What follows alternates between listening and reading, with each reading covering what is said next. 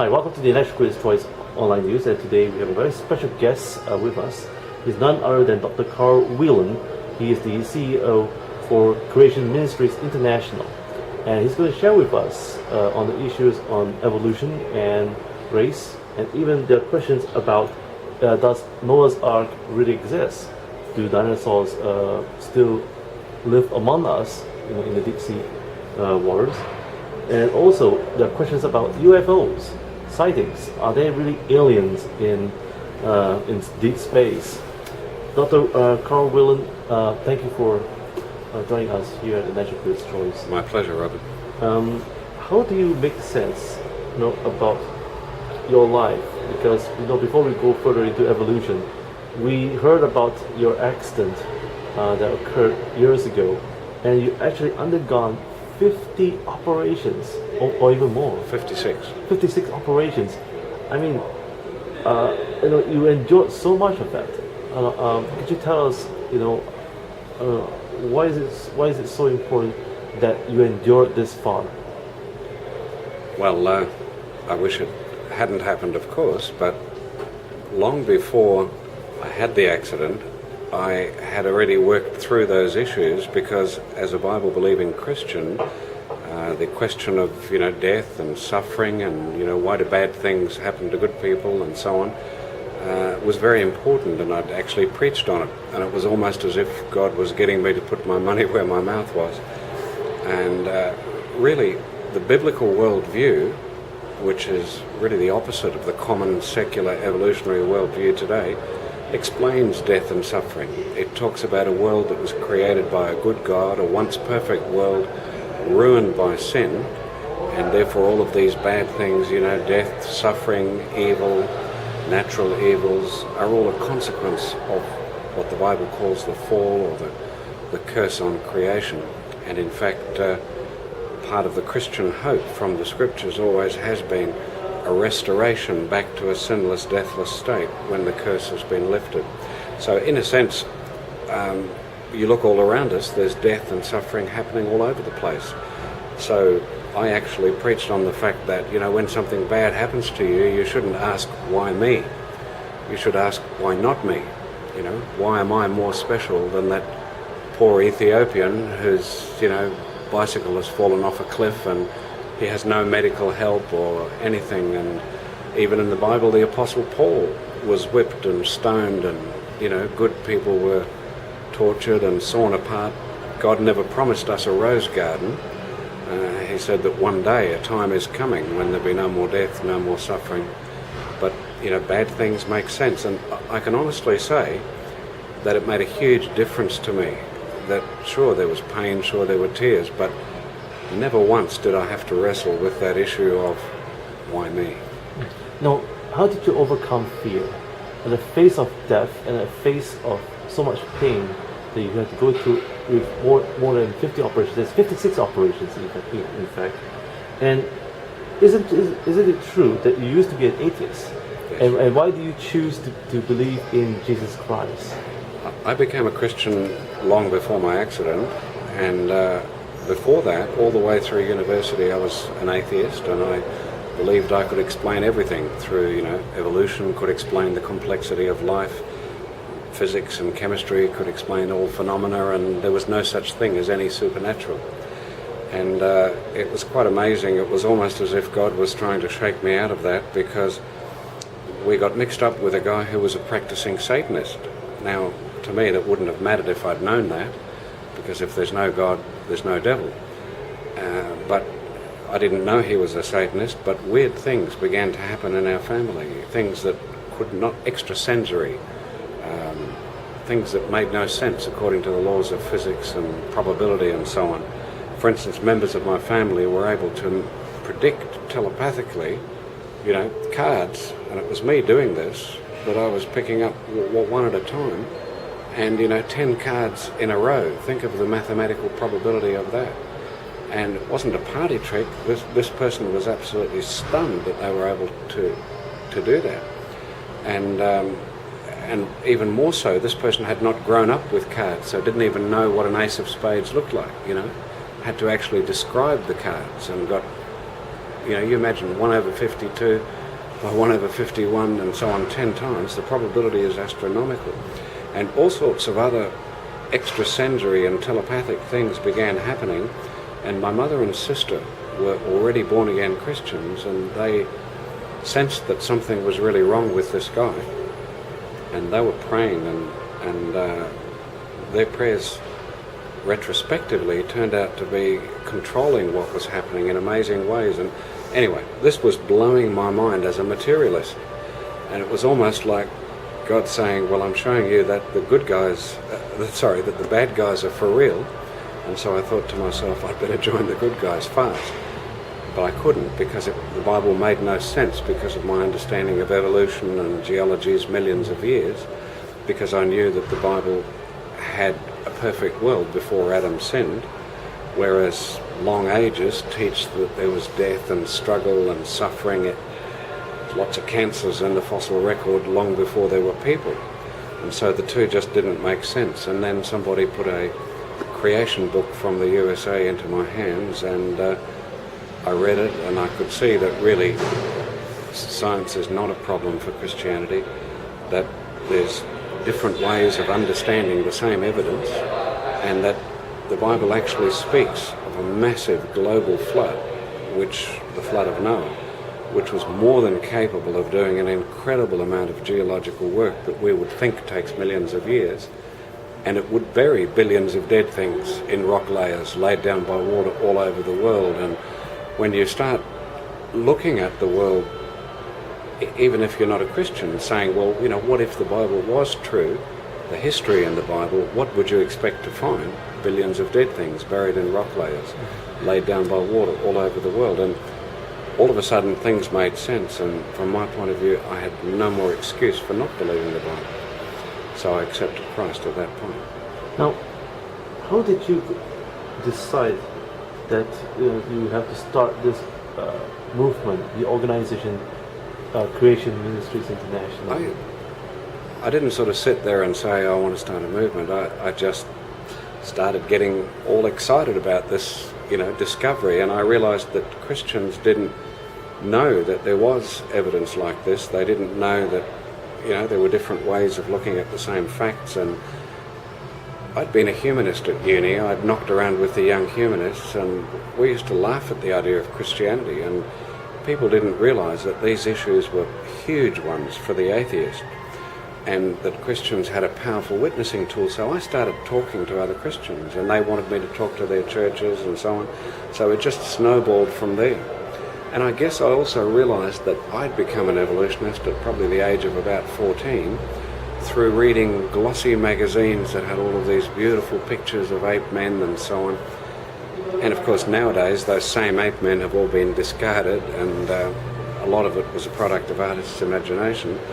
So I thought it was really important to have a high-quality, glossy magazine for Christians that took a stand on the truth of the Bible and the truth of the history in Genesis.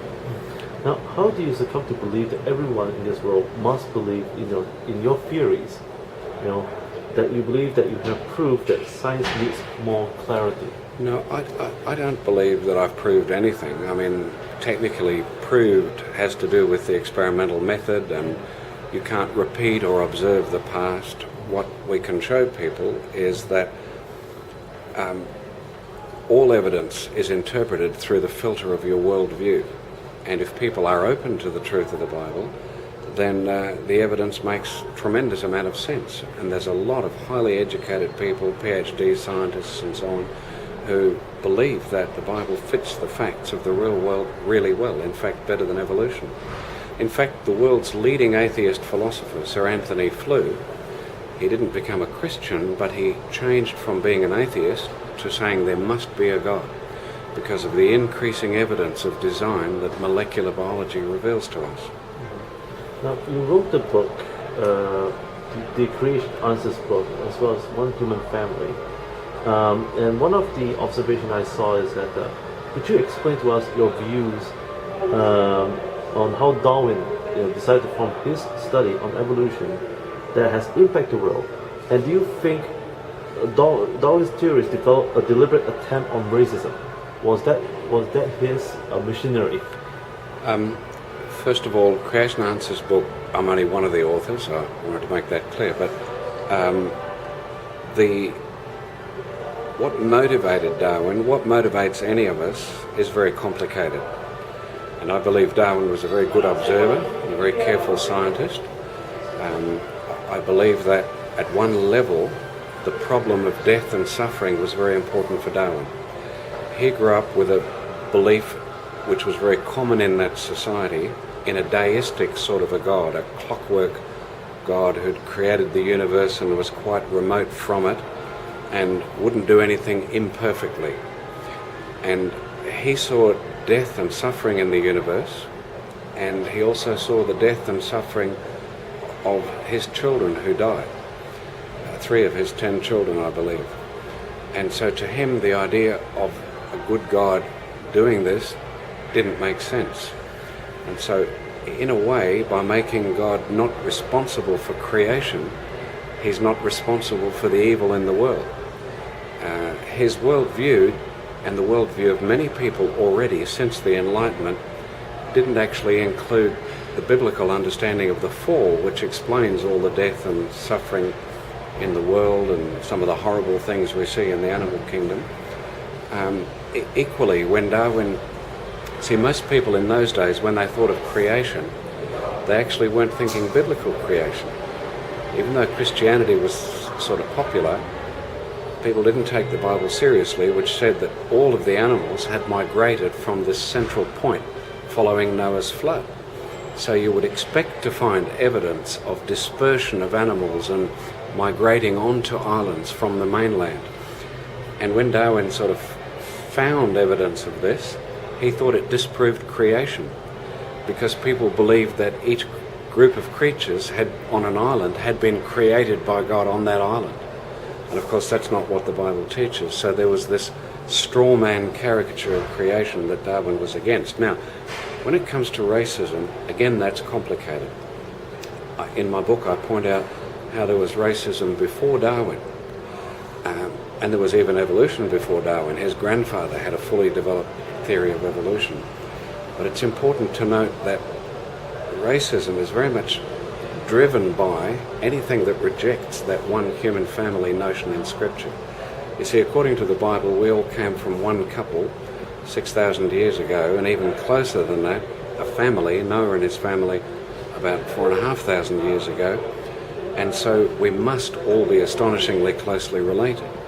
And in fact, modern molecular biology, as my book shows, confirms that. In fact, theories of human evolution have had to be hastily rejigged to try and cope with this incredible and to some extent unexpected closeness of our one human family. Now, racism was turbocharged by evolution. It was there before Darwin, but as the evolutionist Stephen Jay Gould said, professor of Harvard, the late Gould, after Darwin, it increased by orders of magnitude because people suddenly had a scientific excuse, because according to evolution we got our differences from evolving separately for tens of thousands of years. Now, evolution in theory has no fixed speed or no fixed direction, so that gives you an excuse for thinking that the next person's race is not as far advanced towards being human as your own. Many modern biologists would say today that the word race has no biological significance when it comes to people. And, you can show, for instance, that the things that we see as important racial differences, like skin colour, for instance, are absolutely trivial. For example, your skin colour depends upon how much you've got of one single chemical, which is a brown pigment called melanin. And if you've got the information for a lot of it in your skin, you'll have brown skin, dark brown skin. People call you black, but you're dark brown. People call me white because I've got the information to pump out only a little bit of melanin, but I'm actually light brown. But because I don't have enough melanin, the redness of my blood vessels shows through, so I'm a little bit pinkish. But it's absolutely trivial. We have a slide that we often show of 2 parents that look, middle brown eyes, middle brown skin, brown hair, and they have twin girls, and one of them is blonde and blue-eyed and pale-skinned, and the other one is,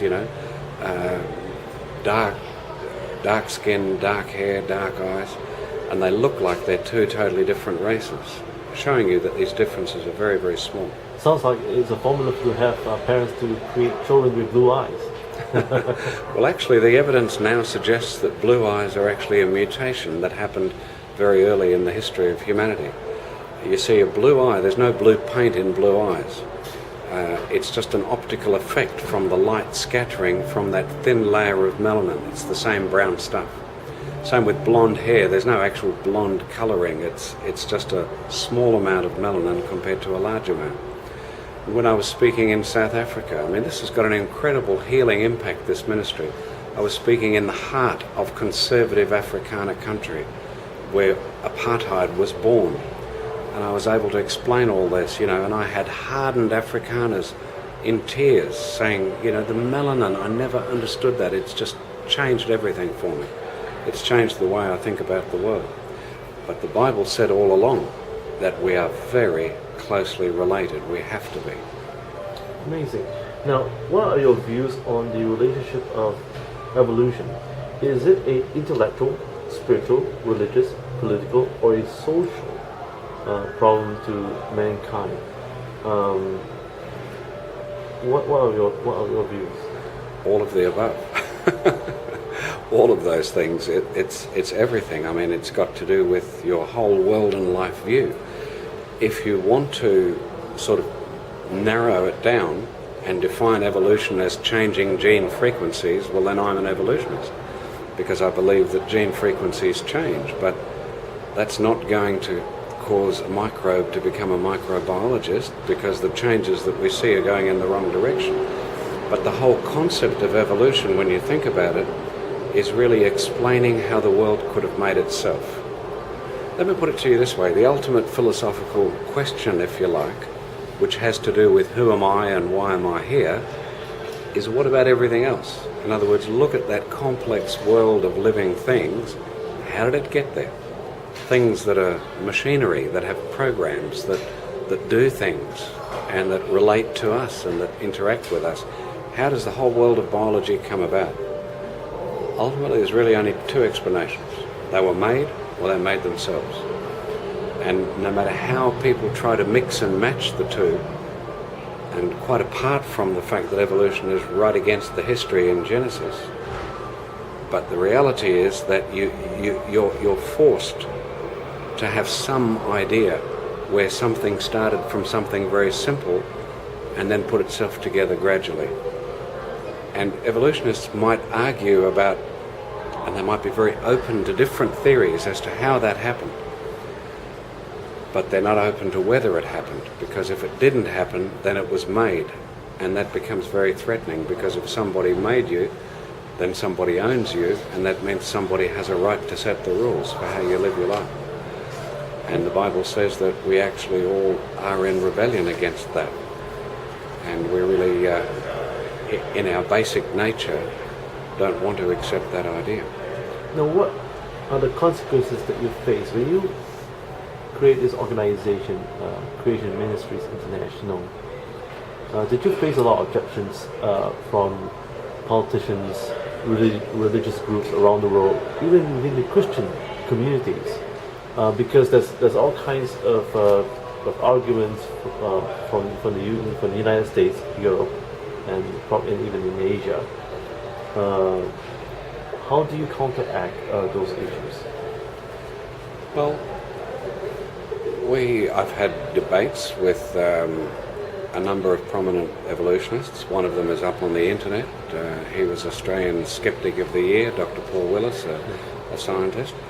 And I've had other friendly debates. I mean, I believe in dialogue. I don't believe... I mean, at the end of the day, we all live on the same planet, and I like to think that, reasonable people, I mean, the Bible says, come let us reason together. And by having that sort of an approach, the Bible also says, do good to all men, to all people. By having that sort of approach, I try to say to people, don't think about it emotionally. Don't get upset, don't get angry, because some people get really emotional about this because it's really touching upon their religion. And people get threatened very easily. They say, "Oh, you're telling me that I'm going to hell because I don't believe in creation," or something like that. And I say, look, at the end of the day, what counts is what's true or not. So let's sit down and talk about that. Let's talk about what makes sense, what doesn't make sense. What I don't relate well to is when people use propaganda, in other words, when they object based upon what's philosophically called elephant hurling, like all the scientists in the world believe in evolution, or, most scientists believe in evolution, which is sort of like trying to throw a whole lot of authority at you rather than dealing with the issues, I'm like, okay, what's your objection to biblical creation? What are the reasons why you believe in evolution? And then I'll tell you why I don't. And then you tell me where I'm wrong, Let's reason together. That to me is important.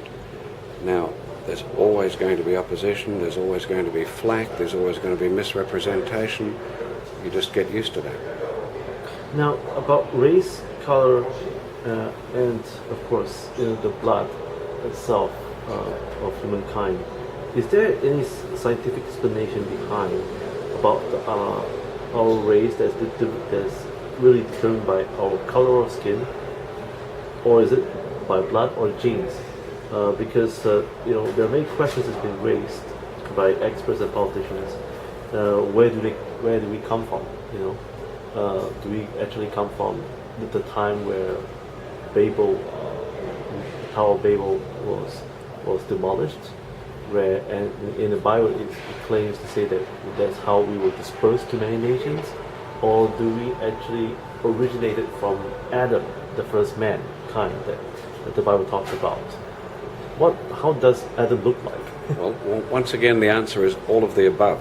We did come from Adam, and we also are the descendants of Babel. You have to think about it as a biblical timeline. We start with two people. Now remember, their children can intermarry, and that's not incest or anything like this, because there's no mutations in the genes. The reason why today you can't even marry your half-sister without having huge risk of deformities in the offspring, and why it's illegal and why the Bible is against it from the time of the law of Moses, is because we all carry hidden defects in our DNA, mutations. I say hidden because genes come in pairs. One comes from your mum, one from your dad. And there's a backup copy, if you like, so that if you get the defective one from one parent, the good one from the other parent covers up. But if you if you have the same sets of parents, then you can get two lots of the bad gene matching up because you inherit the same mistake from both parents. And so that's why Abraham in the Bible, who lived before Moses but long after the flood, was able to marry his half-sister Sarah, and there was no problem, no deformities, no condemnation from God. But the time came when God had to draw the curtain on that. So Adam would have been, we can work out from biology today that Adam could not have been, for example, blonde-haired, blue-eyed, pale skin. But he couldn't have also been looking like an average African. He would have had to be, like most of the world's population today, middle of the road in everything. Middle brown skin, middle brown hair, brown eyes, and so on. Because two parents like that, with the right mix of genes, can give rise to all of the characteristics. It's a bit like, if I can say this and not be misunderstood, a friend of mine once said, Adam and Eve, they were the ultimate mongrels. And it was even shocking to me, because we tend to think of a mongrel as something defective, and as a pure breed as something positive. But actually he's right, because the mongrel dogs from which the races of dog were bred, the Chihuahuas and the Great Danes and so on, actually have more genetic information. They have more variability, more vigor, they're less specialized, and therefore as a population they're more flexible. So from that population, you can, using thinned out gene pools, you can have Chihuahuas, Great Danes and so on, but you can't start with a Chihuahua and breed something like a Great Dane because you've lost some of that Great Dane information. Do you see what I mean? So this is a process similar to natural selection. Natural selection is a fact, but it doesn't create things. Do you see what I mean? So you now have lots more varieties. You might even have new species. That's not a problem for the biblical creationist. In fact, we get excited when we see new species form quickly, but within the same gene pool. In other words, from the same genetic information, not from any new program being written. So therefore, from Adam and Eve, you could have lots of variation in the population. But at the time of Babel, the population was suddenly broken up into subgroups, not for the purpose of forming races. Do you need to stop the camera? Suddenly broken up, not for the purpose of forming races, but because they had disobeyed God's command to disperse across the earth. Now, they were broken up according to extended family groups. Now, by sheer randomness, some families would have carried different subsets of the gene pool. So if one group has more genes for dark skin, for example, and another one less genes for dark skin, and they both move towards the highly sunlit regions like Africa, the group with more melanin in their skin will do better because it'll have less eye cancer, less sun cancer, less tropical skin diseases, which melanin protects against. Melanin also protects against the breakdown of folic acid from sunshine in your skin.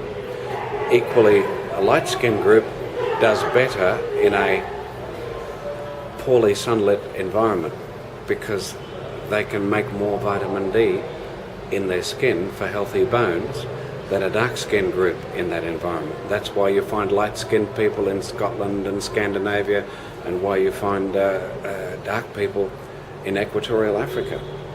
So natural selection plays a role in fine-tuning the characteristics, but we are all closely related. In fact, even the extinct group, also from Babel, called Neanderthals, there's evidence now from DNA that Neanderthals and people, all the same kind, were interbreeding. You know, you might live next door to the local animal population, but you don't go having kids with them. You know, these are humans. These are not some sort of ape people. So there's no such thing as Jewish blood or Chinese blood or Arab blood. Well, in a colloquial sense, yes, of course there is. But let me first define what I mean by that. Blood is just a colloquial way of saying your inherited characteristics, right? Now, really, we should be saying DNA, not blood. Do you see what I mean? Because blood is only one organ. Blood is actually an organ. We don't think of blood like liver or kidney or something like this, but it is an organ system. So, you wouldn't say you're of Jewish kidney or Jewish liver or something like that. What I mean is this. You and I are both closely related, even though we're from different ethnic groups. However, you're more closely related to people in your extended family than you are to, talking now about the blood family, see, where blood simply means inheritance. So we're all more closely related to some people than we are to others. So therefore a Chinese person would be more closely related to another ethnic Chinese than he would be to an ethnic European. But nevertheless, still very, very close. You can, because certain genes appear with greater frequency in certain ethnic groups, because certain mutations have happened in certain groups. For example, there's a disease called Tay-Sachs disease, which happens more commonly, or is found more commonly in Ashkenazi Jewish people. That's because somebody in that line of inheritance had that mutation and passed it on to their kids. That doesn't change the fact that we're all very close. If you look at enough genes, you can work out, as my book shows, which ethnic group a person comes from. But all that does is show you the closeness of the relatedness of that person. So, for example, if you have the genes for sickle cell anemia, you're more likely to come from a group that once lived in an area like West Africa where there's a lot of malaria, because that mutation is favoured where there's malaria, because people who carry that have a degree of protection against malaria. But that sickle cell gene, as it's called, is actually a damaging gene, because when two sickle cell genes get together, from mother and from father, it causes a very serious disease called sickle cell anemia. So I hope that explains a little bit about what we mean by blood and inheritance and things like that. Yeah, yes. There's been a lot of misconception by politicians and experts where they raise a question about, is there such thing as Jewish blood or Chinese blood or DNA as we speak of? Yeah, now, so in a sense there is, but the differences are trivial. That's really what I'm trying to say. In other words, there's nothing that causes one particular ethnic group to be intrinsically, biologically superior or inferior, or more lazy or more, but there are cultural factors, the way we're brought up, what we absorb from our surroundings, that make a difference. But cultural factors are not fixed and locked in biologically. It's when people start to look down on another group of people with that subtle idea that somehow they're less evolved or less human, or they're not as smart as we are, or things like that. Mm-hmm. If I can say this, that many, what I sometimes say in talks, that many Western Europeans, they often just assume, without even thinking about it, that of course the reason why science, technology, and therefore industry and prosperity and so on exploded in Western Europe, of course we're smarter. Do you know what I mean? So there's a biological racism, even though they're not racists in the normal sense of the word. Mm-hmm. But in fact, philosophers of science mostly agree today that the reason it happened was because of the culture, because of the Bible. After the Reformation, the common man got the Bible in his hand, and even non-Christian philosophers say that it's the concept of a lawful creator God that made it logical to look for the laws in nature. Because you see, if you're an Eastern thinker and you believe the world is an illusion or just a great mind, then it can change its mind. Why should there be laws of nature? Why should the laws be the same on Alpha Centauri as there are on Earth? Why should they not change in time? But of course the Bible says that God is a lawful God, that he's an unchanging God, Jesus Christ the same yesterday, today and tomorrow, and so suddenly it made sense to look for laws. And I could go on, but it's generally agreed that that was the philosophical seedbed in which science arose. Whereas the Chinese, for example, extremely smart people who invented all sorts of things well before the West, but it didn't go anywhere because there was no philosophical underpinning to make it a systematized thing like Western science, Same with the Greeks. They had some very smart thinkers. There was one guy who measured the circumference of the Earth thousands of years ago from the reflection in a well, the sun's reflection. Amazing.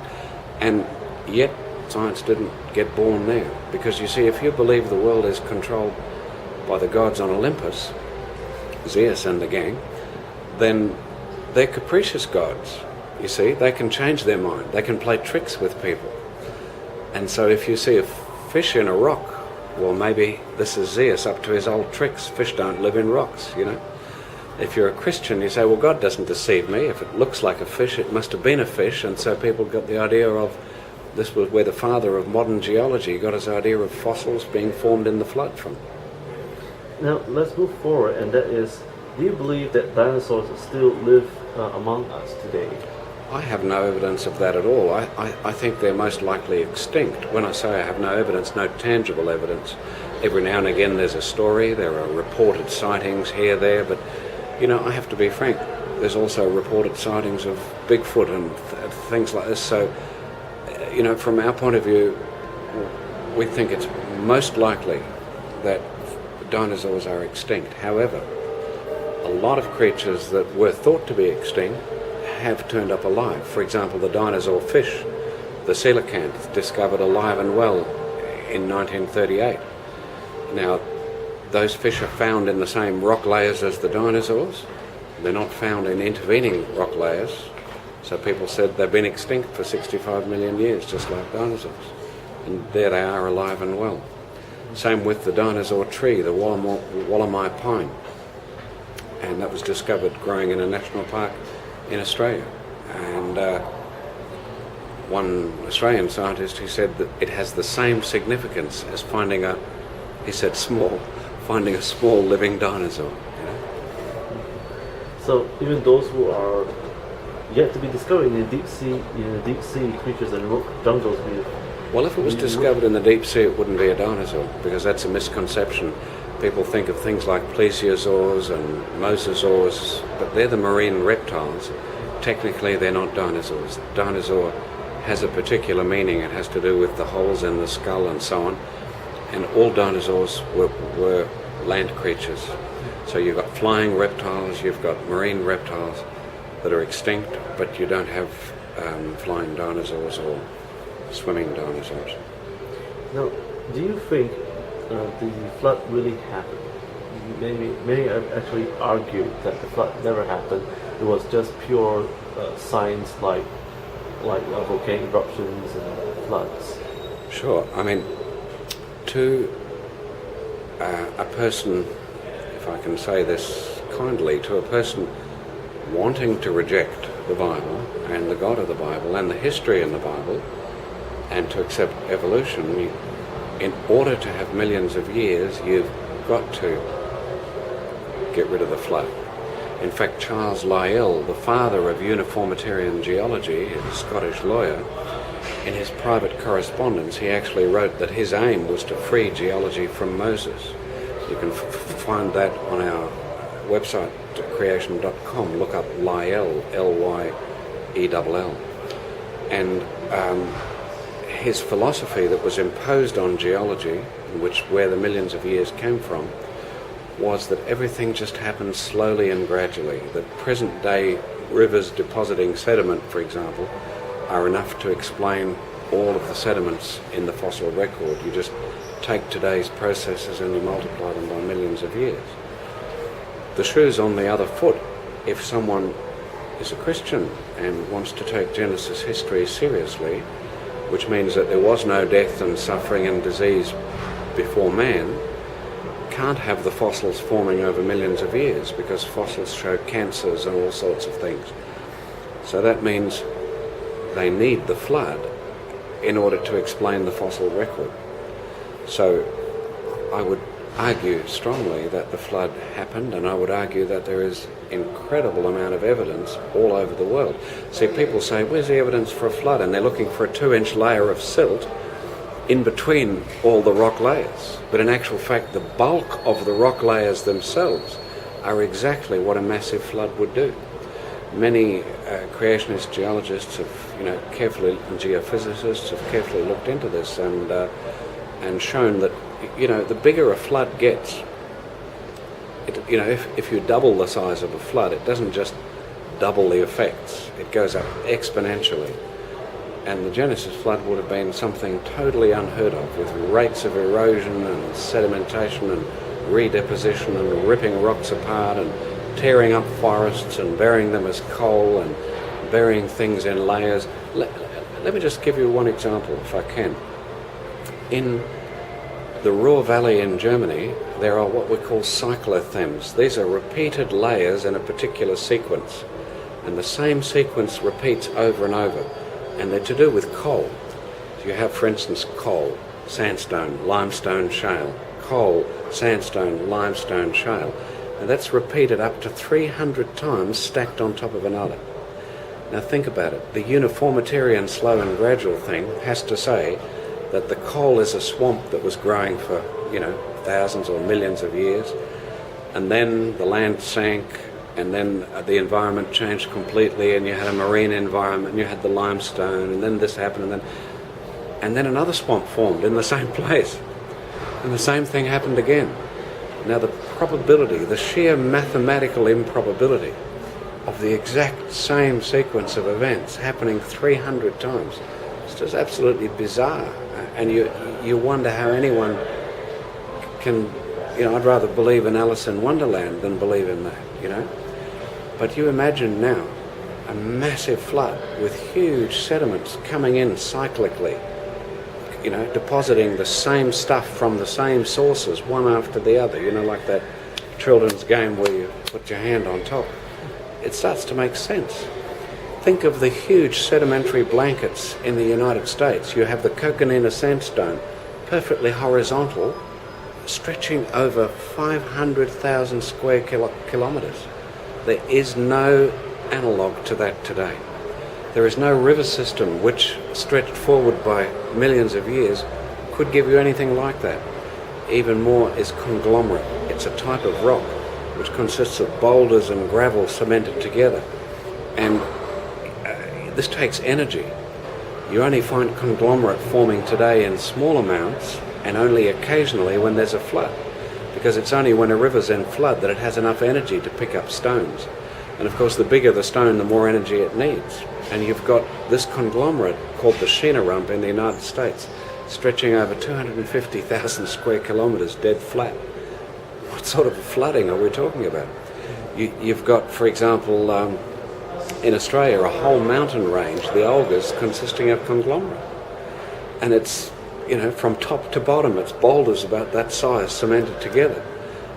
What sort of moving water can pick these things up, transport them and dump them there? And when you do seismic profiling, the same type of rock extends kilometres deep into the ground. So, it's like people who say, where's the flood? Where's the evidence for it? They're looking at one tree and they're not seeing the forest. Now, where is the Ark today? Many have asked. I don't expect the Ark to be found. And you think about it, there's thousands and thousands of Viking boats that existed, and there's perhaps a handful that have survived.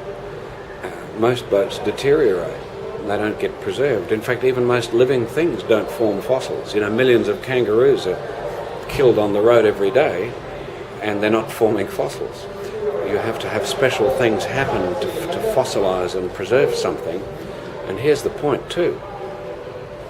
The inhabitants of the Ark resettled in a world that was now treeless. I mean, there were plants growing already, but not big trees. And so what else would they be able to use for fuel and for building materials? Where else would they get the wood except from the Ark?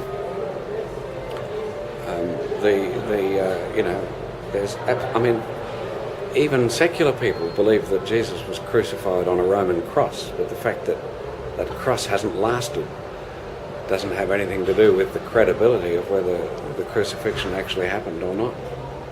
Now, you used to be an atheist, and many would like to ask, how did God exist? What are your thoughts on this? All religions are the same. Because if God truly exists, then how did man came about? We as mankind. Okay. I see it like this. Very simply, there's two possibilities I've mentioned already. Either everything was made or it made itself. If it was made, then that maker must be incredibly powerful. That maker has also made people capable of communication, capable of love, capable of relationship. Therefore, it would make sense for that maker to communicate something about his purpose in creation. So therefore, I would expect that I couldn't know anything at all about God unless he chose to reveal it. He, she, or it at this point. I'm just talking philosophically. Now, what are the candidates for such a revelation? Let's say I'm looking at it from a totally, quote, neutral point of view, if there is such a thing. I look around and I see there's nothing written in the sky. What's written in words? Well, you've got the Jewish scriptures. In actual fact, the Christian scriptures are the continuation of those. You've got the Quran, and I see that the Quran looks like it relies heavily on Christian and Jewish sources. I look at what those holy books say about everything being made. Are they consistent internally? That's the important thing. Is there any evidence? For instance, the Christian Bible, I see that it talks about Jesus Christ, and describes the evidence for the resurrection, and I see lots of historical and other and legal evidence for Jesus' resurrection. Now, in a sense, his resurrection validated the Bible, helped to confirm that, but so does the scientific evidence which correlates with the Bible. The Bible describes very clearly about the flood, and I see that evidence in the rocks around the world. The Bible clearly describes a world which is decaying, running down, in bondage to decay, and is waxing old and wearing out like a garment and will need to be replaced. And I see the universal second law of thermodynamics, where everything is running out of available energy to do useful work, as very much consistent with that. I see its description of the spiritual warfare as consistent with my own experience, which is all of these weird things that I talked about at the beginning disappeared totally once I became a Christian. So to me, I was fortunate enough not just to have the evidence of reason, but also the evidence of experience of that spiritual warfare. So by definition, and I would say this even if I was a Muslim or lots of other religions, every religion makes a truth claim, and these truth claims are often competing, so they can't all be true. The Bible says be good to all people, so there's no way that I would want to, be against someone or do any harm to them because they have a different belief, but obviously I'm motivated to get people to see that the Bible is right in its claims about itself. The Bible, for example, says there's only one way to the Father, and that's by me. That's what Jesus said. Now, he claimed to be God, and he validated that with his resurrection and his miracles while he was on earth. Now, either that's true or it's a load of baloney. If it's true, it's the most important and exciting thing in the world. And no matter how much I want to be loving and tolerant, in a certain sense, the truth is always intolerant of the non-truth. And I would hope that a committed Muslim, for instance, would want to persuade me of the fact that his religion represented the truth. Otherwise, why is he a Muslim? Why doesn't he just think, well, it's all the same, what does it matter? Now, do you think, I have another question that's from the books that I've read, and that is, do you think that God made other earths or other life forms, and he probably may have made some mistakes, which is why there are UFO sightings and etc. What is your view on this? I don't believe that there are extraterrestrial organisms, or people or civilizations or anything like that. Whether they evolved or whether God supposedly made them, I don't believe that. And there's a number of reasons I don't believe that. First of all, and people say, how can you claim a negative? I mean, maybe you just haven't seen them yet. I think there's a very good reason.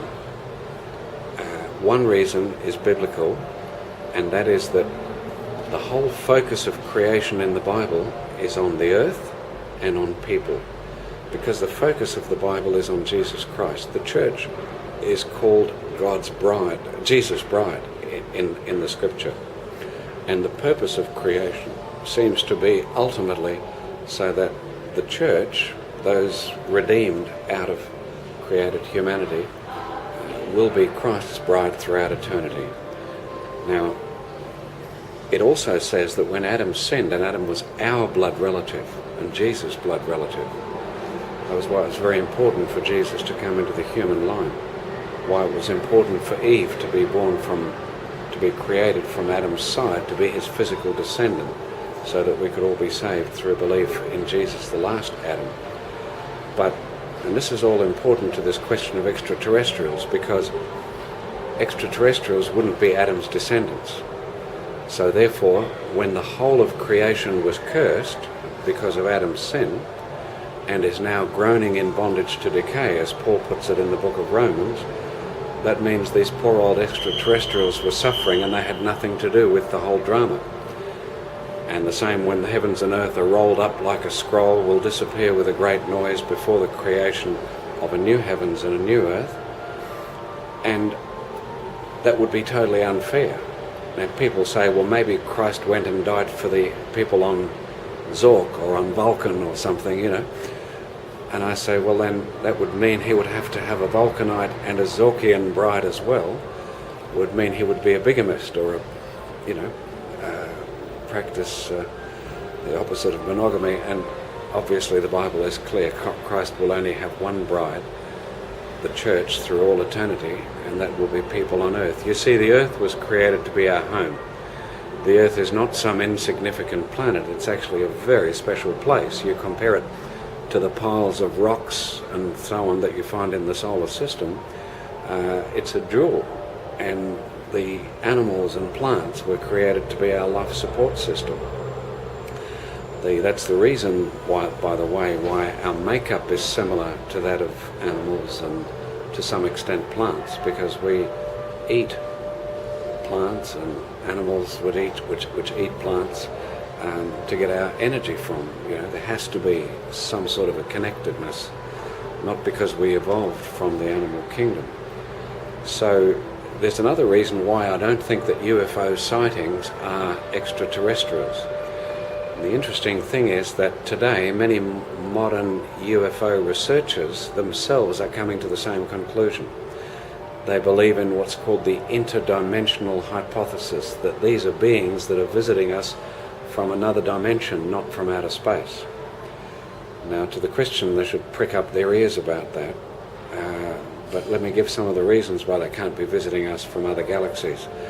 Because the distances are so vast that, first of all, you would have to have such high speeds to come here in a reasonable time that you would take more energy than it would take to power New York for the next 100 years to accelerate the spaceship to that speed.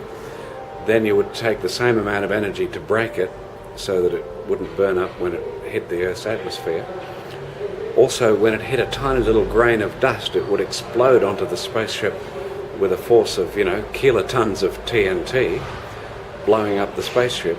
So there are huge issues like that in terms of, travelling between distant galaxies and so on. And there's no candidates in our solar system for a home for these extraterrestrials. There's no evidence for any civilizations on Mars or anything like that. But if they're coming from another dimension, then it starts to be very interesting for the Christian as spiritual beings. And of course the Bible talks about fallen angels, or also known as demons, and I don't want to get into the fine distinctions there.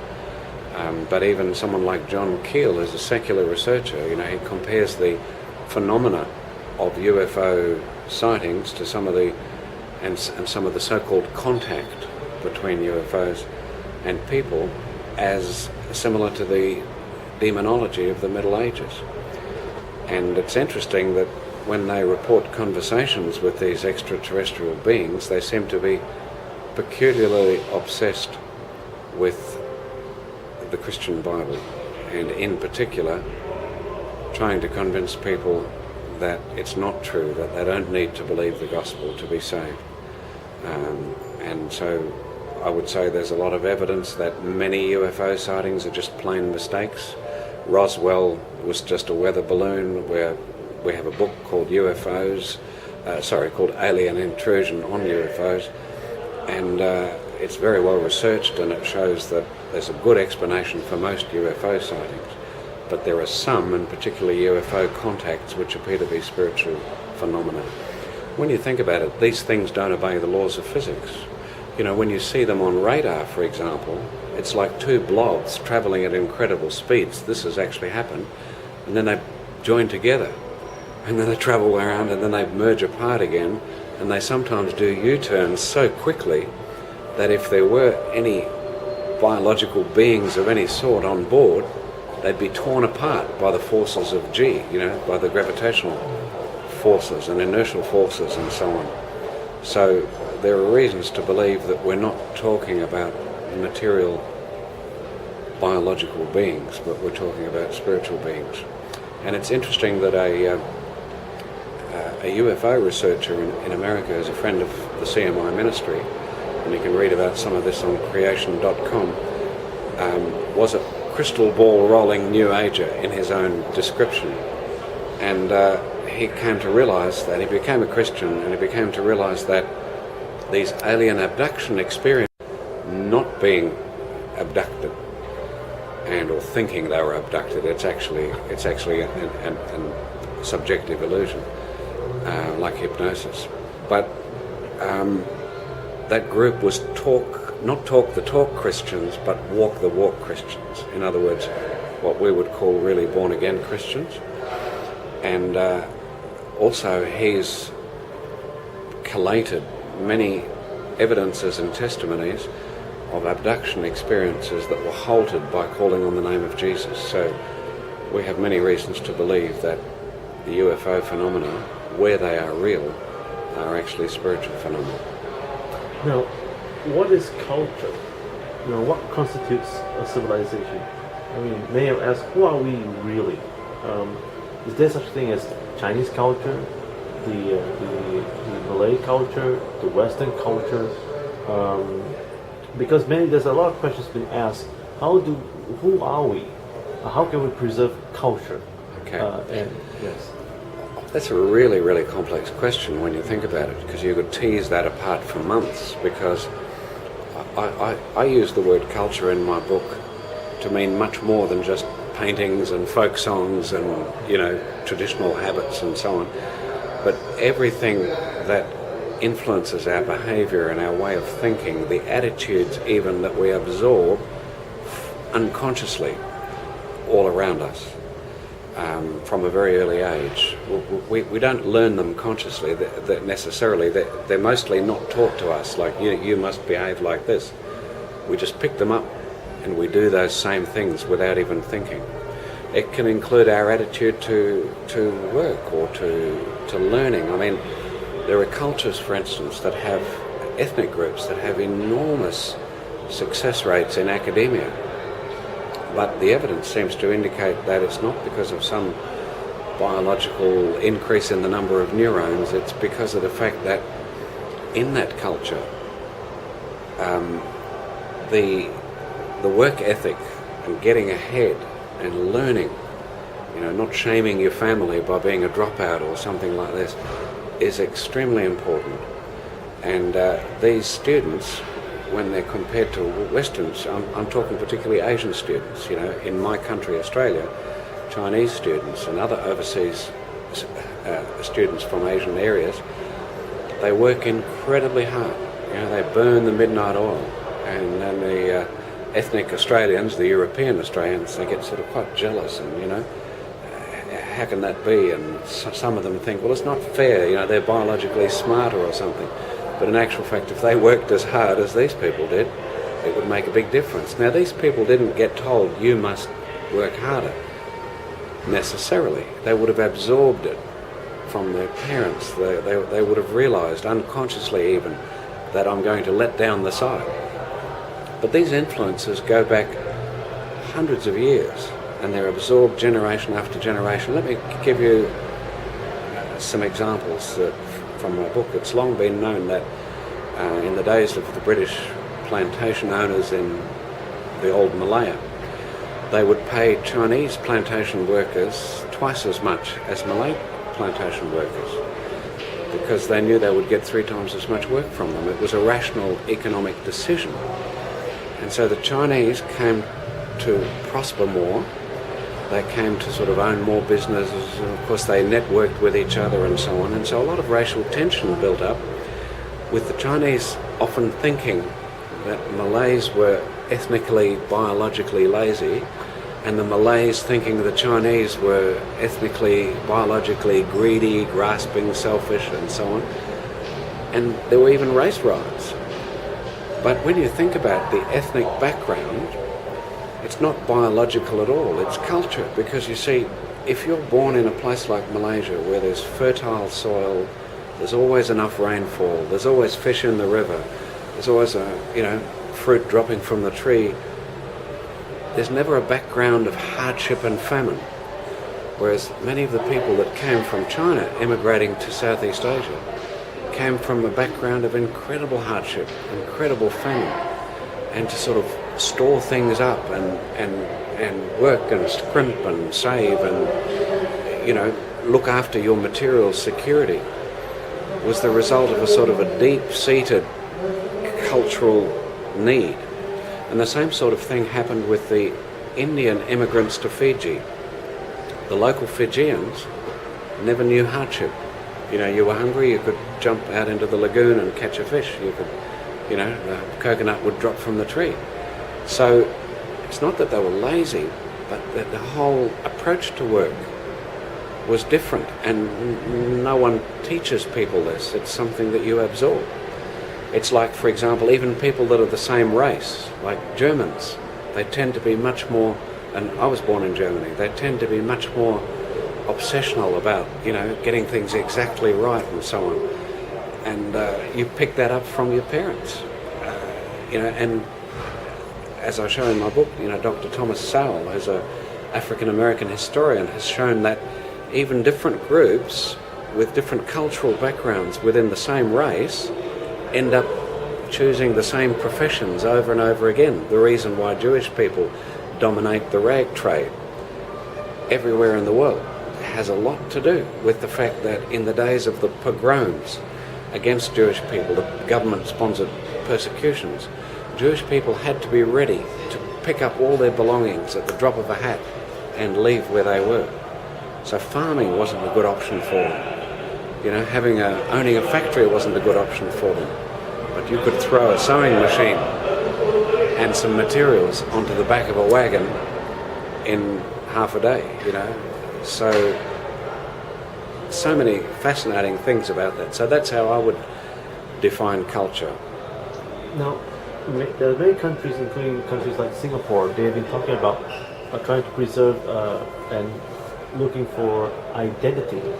Is there any evidence that humans are right now constantly looking for identity? They're trying to identify themselves about who they are. Sure. And at the same time, does evolution also support evidence that of preservation? Like they want to preserve what we used to eat, you know, like street food as well. Look, I think that quite independent of evolution or creation, in other words, I think it's part of the human condition, and you can explain it using both evolution or creation. I want to be fair to evolutionists. It fits both views. We naturally identify with a group. We can say that we evolved that way, you know, with our hunter-gatherer ancestors and so on, and we needed the security of the group to protect against the saber-toothed tiger or something. Or we can say we were made by God to relate to other people in groups. But whichever way, the reality is that we do relate to groups. We get some of our personal sense of worth and sense of identity from being part of a group. First of all, the family group, and then larger groups. For example, the village group, or the church group, or the mosque group, or you know, and tribal bonds are very strong. For instance, some of the countries created artificially by Western powers, such as Iraq, are torn apart by ethnic violence, no matter how much you try to impose, you know, Western institutions on them, because they identify much more with either the religious or the tribal grouping. You know, for instance, there are Kurds in Turkey, there are Kurds in Iraq that identify much more with each other. In a sense, you know, this is a hot potato area, but in a sense it would make more sense to have a Kurdistan that's neither Turkey nor Iraq, and those people would identify more with each other. So we all look for commonality, things to identify with. We all get sentimental about things from our childhood. And so naturally there's a tendency to want to preserve things that remind us of childhood. For example, I've been coming to Singapore off and on for many years, and I remember the old street markets, you know, before everybody went into nice, clean, sterilised shops and things. There's a nostalgia in me for that, you know. I can see with my mind that it makes sense to have them safer and more hygienic and so on. But, you know, there was a character in those days that's gone now, and I guess we pine for that nostalgia, and I think that's part of the human condition. At the same time, there's many good things happening and many changes that help people. And I think we all want to preserve knowledge of how things were. I think the more we learn about what ancient civilizations used to do, the better. I think it makes us richer as human beings to find out what other members of our one human family used to do, what utensils they used. When I'm old enough now to have actually visited a museum in Australia where there is a van there, which is an old grocery van that used to do the rounds of the Barossa Valley where I live, and people have put it in a museum to preserve something that used to happen that no longer happens, you know, where the grocer came to your house with the grocery goods. What are lessons learned from your experience right now, having your creation Ministries International? What would you like the world to know? What would I like the world to know? I'd like the world to know that Jesus Christ is real, that he died and he rose again, and that he didn't just appear like a ghost out of a vacuum in history, but in a historical context as the last Adam to redeem a fallen race that we are in, the descendants of that first Adam. That's what binds us together as one human family, but it's also what explains the flaw in human nature, which the Bible calls original sin. You know, we're not saying this from a holier-than-thou aspect, but from the fact that we're all sinful by nature, and that's why we all need Jesus Christ. We all need to be redeemed and need to be forgiven. And that's what we want people to know, that the Bible is real, that it's true, that it connects with the real world, and that the history in the book of Genesis, upon which the Christian gospel depends, is absolutely crucial to that gospel and is 100% real and true. Well, thank you for joining us, Dr. Carl, and for your insights.